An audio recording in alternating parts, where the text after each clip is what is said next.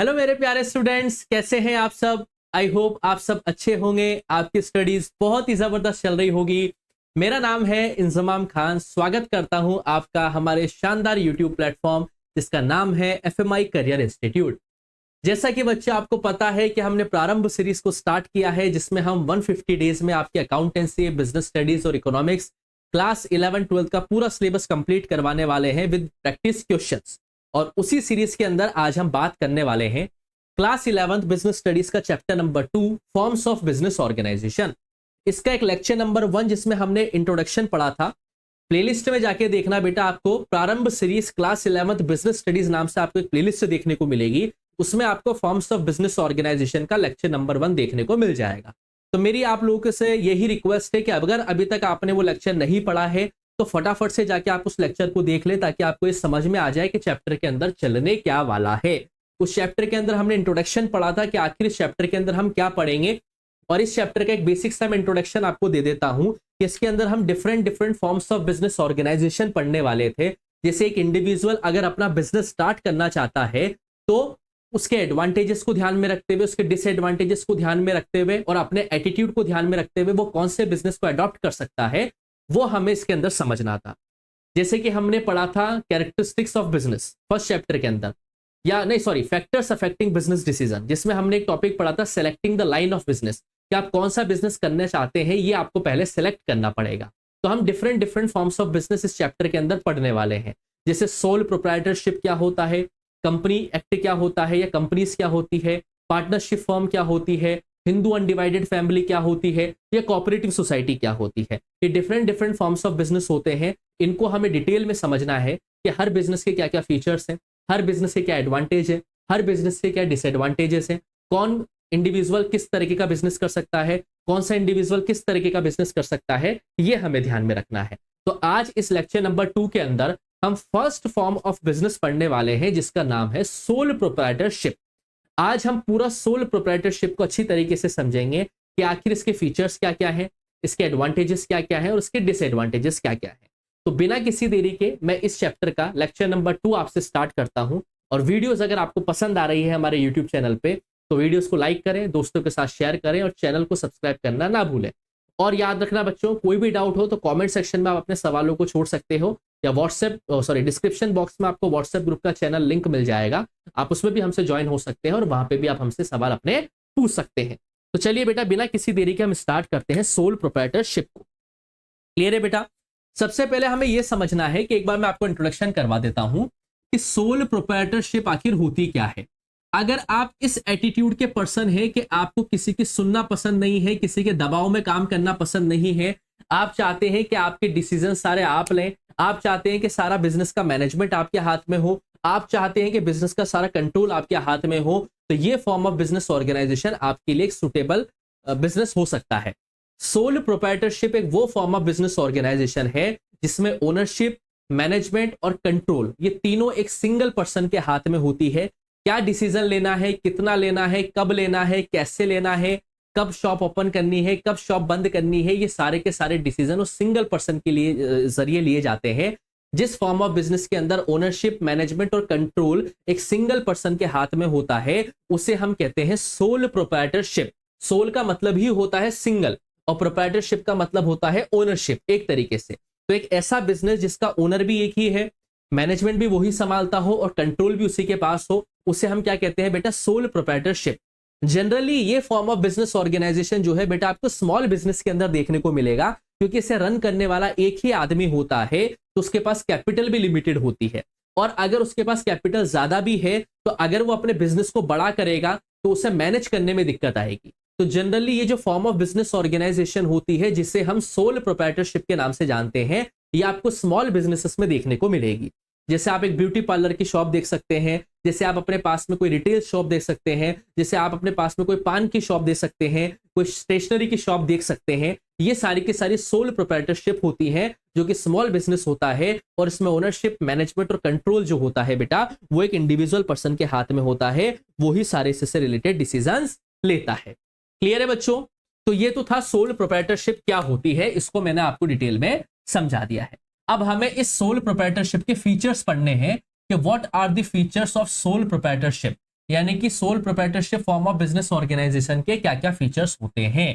तो पहला फीचर हम इसके अंदर समझने की कोशिश करेंगे कि what is the first feature of this. तो इसका पहला फीचर है बेटा फॉर्मेशन एंड क्लोजर।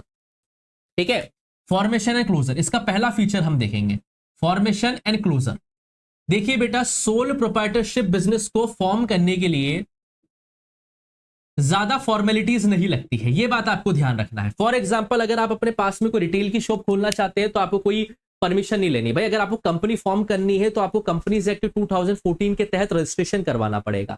अगर आपको पार्टनरशिप फर्म ओपन करनी है तो आपको इंडियन पार्टनरशिप एक्ट 1932 के प्रोविजंस आपके ऊपर इंप्लीमेंट होंगे, लेकिन ये नियम सोल प्रोप्राइटरशिप के अंदर इंप्लीमेंट नहीं होता है। अगर आपको आसपास में कोई अपनी रिटेल शॉप खोलनी है या ब्यूटी पार्लर खोलना है या कोई पान की शॉप खोलनी है तो आपको किसी से परमिशन लेने की जरूरत नहीं है।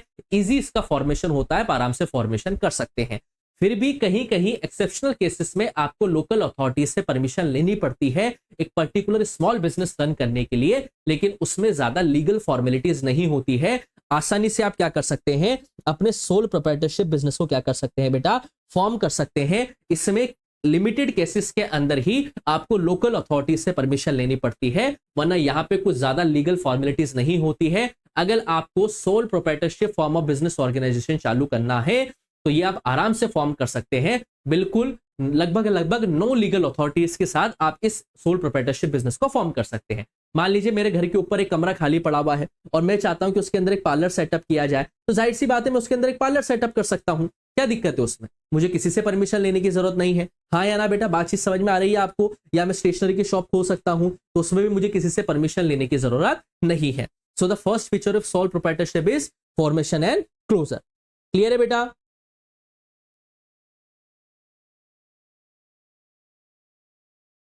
ठीक है, दूसरा फीचर हम इसका देखते हैं बेटा। दूसरा फीचर क्या है, what is the second feature is unlimited liability. इसमें कैसी लायबिलिटी होती है बेटा, अनलिमिटेड लायबिलिटी होती है, यानी कि जिम्मेदारी इसमें अनलिमिटेड होती है। अनलिमिटेड लायबिलिटी क्यों होती है? अनलिमिटेड लायबिलिटी इसलिए होती है बेटा क्योंकि ओनर एक होता है, सारा प्रॉफिट भी उसका है, तो प्रॉफिट के साथ साथ सारा रिस्क भी उसका है। एक एज्यूम करिए बेटा कि सोल प्रोप्राइटरशिप को अगर बिजनेस को ओपन करना है तो वो दो तरीके से पैसा ले सकता है। एक तो वो अपनी सेविंग में से पैसा लगाएगा, दूसरा वो बैंक से बोरो कर सकता है या लोन ले सकता है। अब एक केस को आप एज्यूम करो कि एक दुकानदार ने बैंक से लोन लेके क्या किया, अपनी दुकान में बल्क में क्या कर दिया बेटा, माल भर लिया। बल्क में उसने क्या किया बेटा, माल भर लिया। बात समझ में आई या नहीं आई बेटा? चीजें क्लियर है? अब किसी कंडीशन की वजह से उसका माल जो है बिक नहीं पाया।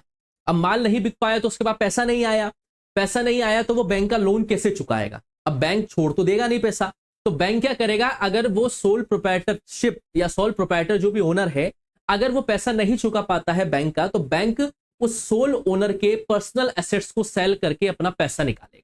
बातचीत समझ में आई या नहीं? उसकी गाड़ी को उठा के ले जाएगा, उसकी गाड़ी को सेल कर देगा, या उसके घर की प्रॉपर्टी के ऊपर कब्जा बैंक कर सकता है। मतलब बैंक को तो अपने पैसे से मतलब है। तो अगर किसी रीजन की वजह से सोल प्रोप्राइटर ने जो लोन लिया है और अगर वो लोन चुकाने में इनकैपेबल हो जाता है, तो बैंक उस सोल प्रोप्राइटर के पर्सनल एसेट्स को सेल करके अपना पैसा निकालेगा। तो जाहिर सी बात है, sole proprietorship form of business organisation के अंदर जो लायबिलिटी होती है, जो जिम्मेदारी होती है, वो अनलिमिटेड होती है, क्योंकि इसमें सारा प्रॉफिट भी एक सिंगल ओनर का होता है और सारा लॉस भी इसमें एक सिंगल ओनर का ही होता है।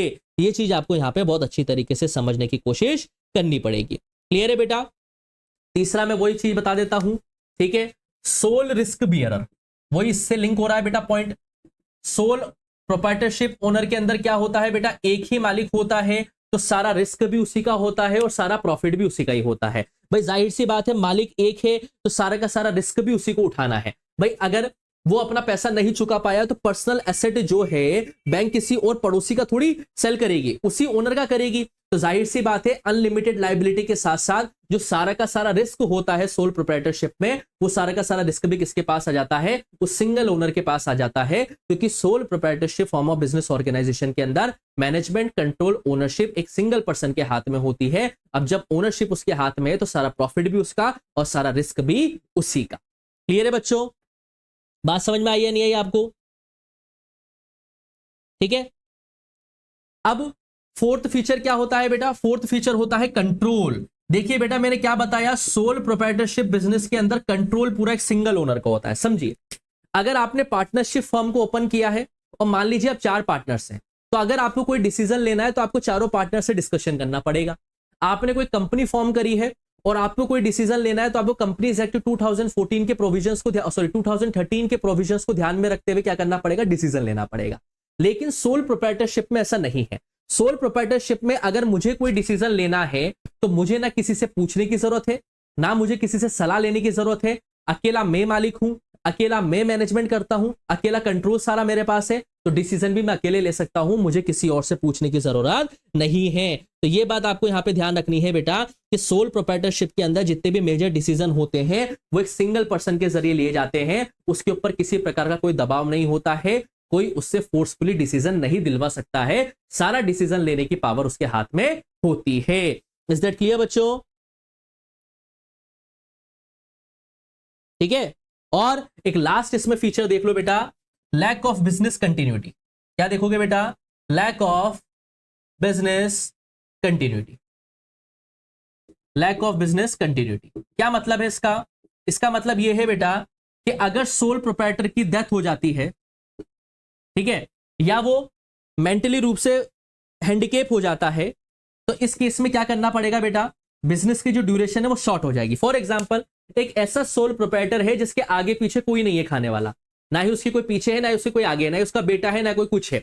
मान के चलिए कि किसी केस में उसकी डेथ हो जाती है, तो वो बिजनेस क्या हो जाएगा? बंद हो जाएगा। मतलब सोल प्रोप्राइटरशिप के अंदर बिजनेस कंटिन्यूटी के अंदर हमें कभी कभी लैक देखने को मिलता है, कभी कभी ड्यू टू इंसॉल्वेंसी या ड्यू टू इनकैपेसिटी या ड्यू टू डेथ कभी कभी सोल प्रोप्राइटरशिप बिजनेस को जल्दी बंद करना पड़ जाता है।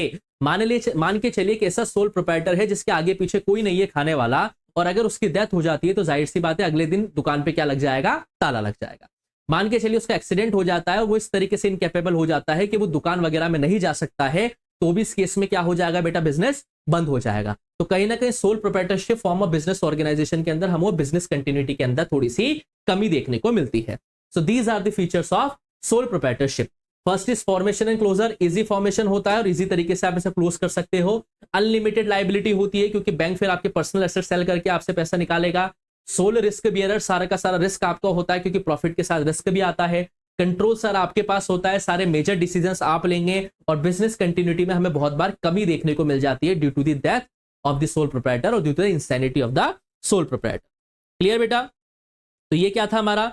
ये था बेटा हमारा क्या? Features of sole proprietorship. अब इसके एडवांटेजेस और डिसएडवांटेजेस क्या होते हैं? देखिए बेटा, ये जो फीचर्स हमने पढ़े हैं ना, इन फीचर्स को ही हम एडवांटेजेस और डिसएडवांटेजेस में दोबारा समझने की कोशिश करेंगे, लेकिन दोनों में आंसर को लिखने का तरीका क्या हो जाएगा? अलग अलग हो जाएगा।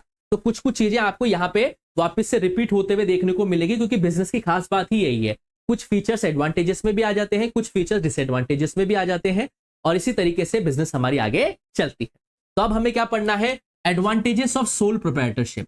कि आखिर सोल प्रोप्राइटरशिप के एडवांटेजेस क्या होते हैं, इसके फायदे क्या हैं अगर हम ये बिजनेस ओपन करें, या अगर हम ये form of business organisation select करें, तो इससे एक इंडिविजुअल को फायदे क्या क्या होंगे? पहली बात, सबसे इंपॉर्टेंट, क्विक डिसीजन मेकिंग। पहला क्या होगा बेटा? Quick decision making. भाई अगर आपने पार्टनरशिप फर्म ओपन करी है तो आपको सभी पार्टनर से बातचीत करके डिसीजन लेना होगा, टाइम जाएगा। अगर आपने कंपनीज फॉर्म की है तो आपको कंपनीज एक्ट 2013 के प्रोविजंस को ध्यान में रखते हुए डिसीजन लेना पड़ेगा, तो टाइम जाएगा। लेकिन सोल प्रोप्राइटरशिप के अंदर ओनरशिप, मैनेजमेंट और कंट्रोल आपके हाथ में होता है, और आप सिंगल ओनर होते हैं, तो आपको डिसीजन लेने से पहले किसी से पूछने की जरूरत नहीं है। तो आपको जो भी डिसीजन लेना है आप तुरंत तरीके से उसमें डिसीजन ले सकते हैं। तो अगर आप इस एटीट्यूड के पर्सन है कि आपको डिसीजन लेने में किसी से सलाह मशवरा नहीं करना है, किसी से बातचीत नहीं करनी है, तो सोल प्रोप्राइटरशिप आपके लिए एक best form of business organisation हो सकता है, क्योंकि यहां पे फुल फ्रीडम होती है डिसीजन लेने की। क्लियर बेटा? दूसरा क्या होता है बेटा? यहां पे सीक्रेसी मेंटेन हो जाती है। क्या मेंटेन हो जाती है? सीक्रेसी। भाई पार्टनरशिप के अंदर देखिए तो आप कोई भी डिसीजन लेने वाले हैं तो 4-5 पार्टनर्स में डिस्कशन होता है, तो वो नॉलेज, तो वो इंफॉर्मेशन लीक होने के चांसेस होते हैं। कंपनी के अंदर भी इंफॉर्मेशन लीक होने के चांसेस होते हैं। लेकिन सोल प्रोप्राइटरशिप के अंदर आप जो भी डिसीजन लेने वाले हैं उसमें पूरी तरीके से सीक्रेसी बनी हुई होती है, क्योंकि ओनर एक ही है, किसी और से सलाह नहीं लेनी है, किसी और से डिस्कशन नहीं करना है। तो इसमें आप चीजों को सीक्रेट रख सकते हो, इसमें इंफॉर्मेशन के लीक होने की प्रोबेबिलिटी जो होती है बिल्कुल ना के बराबर होती है, ये बात ध्यान रखना। लेकिन पार्टनरशिप में ऐसा पॉसिबल नहीं होता है, क्योंकि पार्टनरशिप के अंदर आप 4-5 पार्टनर से डिस्कशन करते हैं और वहां पे इंफॉर्मेशन लीक होने की प्रोबेबिलिटी ज्यादा रहती है as compare to sole proprietorship. Clear है बेटा?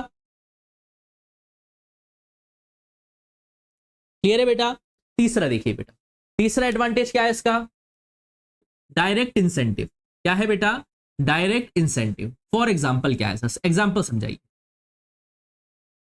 अगर आपकी कंपनी में काम कर रहे हैं, मान के चलिए कंपनी में आपको बेसिक आवर्स 9 आवर्स काम करना है, 9 आवर्स आप कंपनी में काम कर रहे हैं और उस 9 आवर्स काम करने के आपको 10,000 रुपए सैलरी मिल रही है मंथली। मान के चलिए कंपनी के अंदर किसी दिन काम ज्यादा आ गया और आपसे कंपनी 11 से 12 घंटे काम करवा रही है, तो कंपनी आपसे 11 से 12 घंटे काम तो करवा रही है, लेकिन सैलरी अभी भी आपकी 10,000 है। बात को समझो मैं क्या बताना चाह रहा हूं। एक कंपनी के अंदर आपकी बेसिक वर्किंग आवर्स 9 आवर्स है, लेकिन किसी रीजन की वजह से आपसे काम जो है 11-12 घंटे करवाया जा रहा है, और जिस हिसाब से अनएम्प्लॉयमेंट रेट इंडिया के अंदर है उस हिसाब से आप नौकरी स्विच नहीं कर सकते, क्योंकि आपको डर है कि नौकरी दूसरी जगह मिलेगी या नहीं मिलेगी। तो आप उस जगह पे 12 घंटे भी काम कर रहे हो सेम उसी सैलरी पे जो आपको 9 घंटे काम करने की मिल रही थी। ये नुकसान होता है कंपनी के अंदर। सोल प्रोप्राइटरशिप में क्या होता है? मान लो आपने 8 घंटे दुकान खोली और 8 घंटे में आप 1,000 रुपए कमा के जा रहे हैं। अब मान के चलिए दिवाली का त्योहार आता है या कोई फेस्टिवल आता है और आपने क्या बोला कि फेस्टिवल का त्योहार है, आज मैं 12 घंटे दुकान ओपन करूंगा। पहले 8 घंटे कर रहा था, मैं दुकान ओपन 12 घंटे करूंगा, यानी कि 4 घंटे और ज्यादा मैं दुकान खोल के रखूंगा। तो जाहिर सी बात है 4 घंटे जो आप दुकान ज्यादा खोल के रखेंगे, फेस्टिवल का सीजन है उसमें आपकी सेल बढ़ेगी, सेल बढ़ेगी तो आपको प्रॉफिट भी बढ़ेगा। कंपनी के अंदर आप वर्किंग आवर्स ज्यादा काम करने के बाद भी एक सेम सैलरी पे काम कर रहे हैं। वहीं पर ही सोल प्रोप्राइटर के अंदर अगर आप अपने बिजनेस को थोड़े ज्यादा घंटे के लिए खोल के रखते हैं तो आपको डायरेक्ट पैसा मिलता है। ये डिफरेंस होता है सोल प्रोप्राइटर और कंपनी के एडवांटेजेस में। कंपनी के अंदर आप 10,000 रुपए में ही 9 घंटे काम कर रहे हैं और 10,000 रुपए में आपको 12 घंटे काम करना पड़ रहा है। वहीं पर ही सोल प्रोप्राइटर में अगर आप 8 घंटे खोल के 1,000 रुपए कमा रहे हैं, तो फेस्टिवल सीजन में अगर आप 12 घंटे शॉप खोल रहे हैं तो जाहिर सी बात है आप 2-3-4 हजार रुपए ऊपर कमा सकते हैं, क्योंकि यहां पे आपको डायरेक्ट इंसेंटिव मिलता है, आप किसी के दबाव में काम यहां पे नहीं कर रहे होते हैं। क्लियर है बेटा? बातचीत समझ में आई या नहीं आई बेटा आपको? ठीक है। फोर्थ एडवांटेज देखिए बेटा, फोर्थ एडवांटेज क्या है? Sense of accomplishment.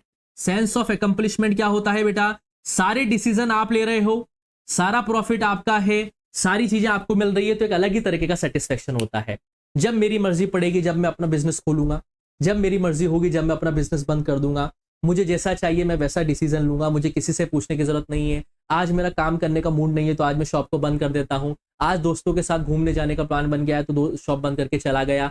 जो डिसीजन लेने हैं मुझे लेने हैं, सारा प्रॉफिट मेरा है, सारा रिस्क मेरा है। तो जब आप अपने लिए काम कर रहे हैं, सारे डिसीजंस आपके पास होते हैं, सारी अथॉरिटी आपके पास होती है, तो एक अलग ही तरीके का आपको सेटिस्फेक्शन मिलता है बेटा, क्योंकि आप ही प्लानिंग कर रहे हैं, आप ही उसे एग्जीक्यूट कर रहे हैं, आप ही सोसाइटी के लिए कंट्रीब्यूट कर रहे हैं, आप ही अपने बिजनेस का प्रॉफिट बना रहे हैं, आप ही अपने बिजनेस का रिस्क उठा रहे हैं। तो सारी की सारी चीजें आप कर रहे हैं, you are the responsible one, you are the authorised one. तो इससे एक सेंस ऑफ एकम्प्लिशमेंट मिलता है, यानी कि काइंड ऑफ मेंटल सेटिस्फेक्शन एक इंडिविजुअल को मिलता है, क्योंकि उस बिजनेस के सारे डिसीजंस उसके जरिए लिए जा रहे हैं। तो एक मेंटल रूप से सेटिस्फेक्शन उसको मिलता है, वो किसी के दबाव में आके काम नहीं कर रहा है, उसे किसी से बातचीत पूछने की जरूरत नहीं है। तो एक ये एडवांटेज होता है बेटा किसका?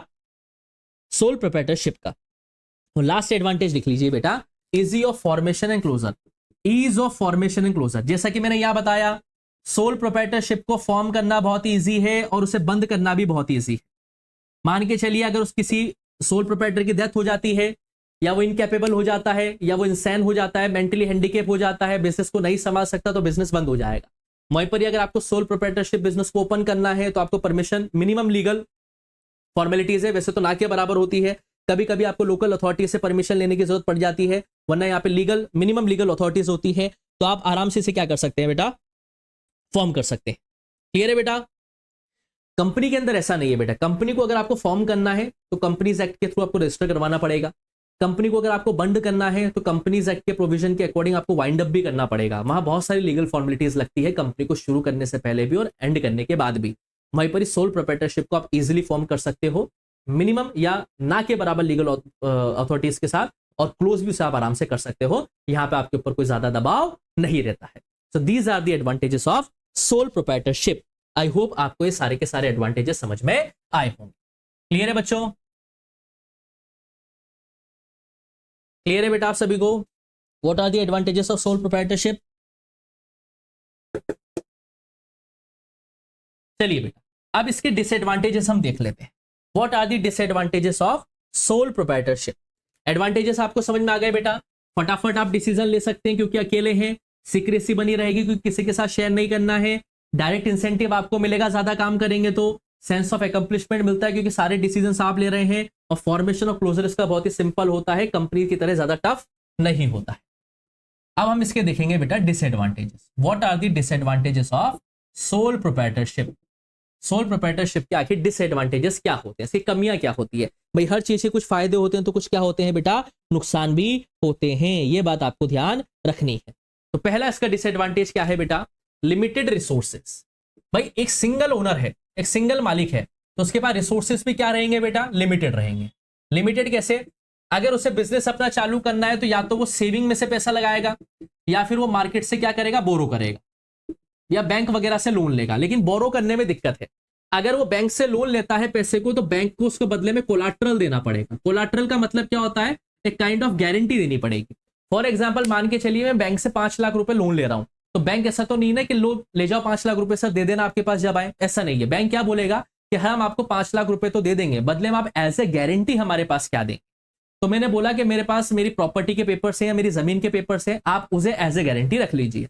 तो बैंक क्या करेगा, उस प्रॉपर्टी के ओरिजिनल पेपर्स को एज ए गारंटी अपने पास रख लेगा और बैंक मुझे 5 लाख रुपए लोन दे देगा। अब अगर मैंने लोन चुका दिया टाइम पे तो बैंक मुझे वो प्रॉपर्टी के पेपर्स वापस से लौटा देगा। लेकिन अगर मैं बैंक का पैसा नहीं चुका पाया तो बैंक अपने लोन को रिकवर करने के लिए मेरी उस प्रॉपर्टी के पेपर्स को या मेरी उस प्रॉपर्टी को सेल करने का अधिकार रखता है।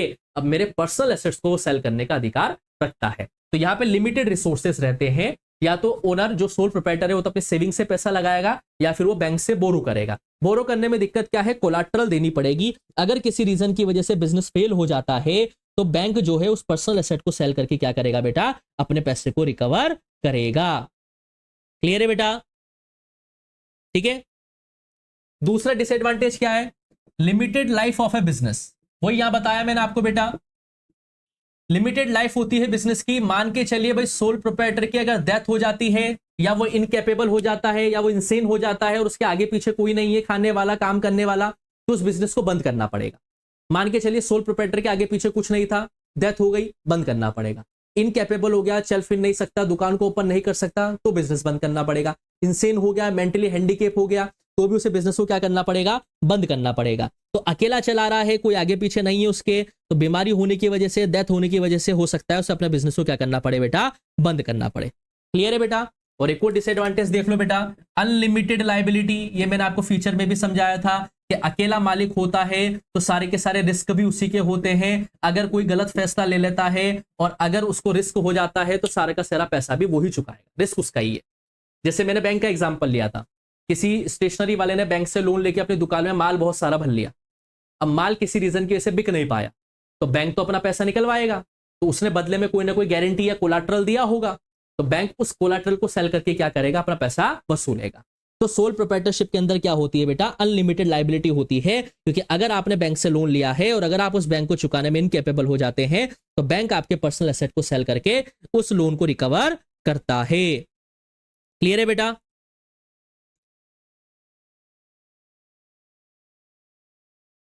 ठीक है। So these are the disadvantages of the sole proprietorship. और यहां हमारा सोल प्रोप्राइटरशिप वाला फॉर्म ऑफ बिजनेस ऑर्गेनाइजेशन पूरी तरीके से कंप्लीट होता है। तो सोल प्रोप्राइटरशिप क्या होती है, जहां पे एक सिंगल ओनर होता है, मैनेजमेंट कंट्रोल सारा उसके हाथ में होता है। फीचर्स हमने उसके समझ लिए, एडवांटेजेस हमने उसके समझे और डिसएडवांटेजेस हमने उसके समझे। आई होप आपको ये सारा का सारा लेक्चर समझ में आया होगा। फिर भी अगर आपको कोई डाउट रह जाता है बच्चों तो आप कमेंट सेक्शन में अपने सवालों को छोड़ सकते हो। वीडियोस को पसंद करो, वीडियोस लाइक आ रही है तो, पसंद आ रही है तो दोस्तों को शेयर करो और वीडियो को लाइक करो और चैनल को सब्सक्राइब करना मत भूलना। जल्दी ही आपसे मिलूंगा second form of business organisation के अंदर। तब तक के लिए आप लोग पढ़ते रहिए, मस्त रहिए। Thank you.